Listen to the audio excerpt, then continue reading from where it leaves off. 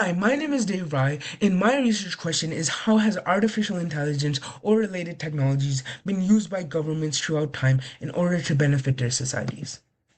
So to start all the way in the 1950s, during the Cold War, the US developed something called the SAGE system, which stands for the Semi-Automatic Ground Environment System. Essentially, what it did was collect radar data and processed it in these massive computers that were in military bases in order to detect various threats that were coming from the Soviets, such as missile sites or aircrafts, so that the military and the government could take respective action. Here's a brief analog I found about it.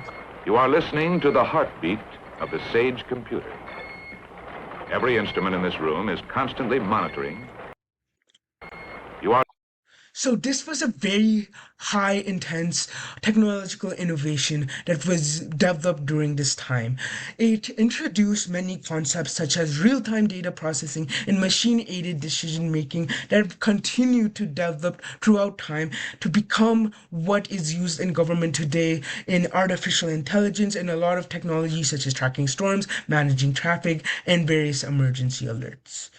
And fast forwarding today, AI is definitely very globalized.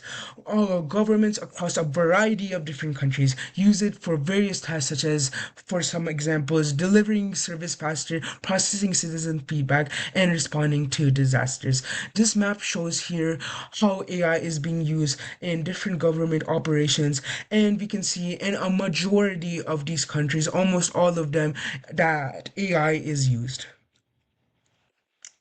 So to give a prime example of this year itself, the United Kingdom introduced something called the consult system, which was aiming to respond to many public work construction feedback faster than a human could, and this projected to save around $20 million and 75,000 hours for the government. So this shows how the artificial intelligence and related technology like Sage that was using for defensive and using to save lives is continuing to evolve today, continuing to help the government in its operations to save money and save time.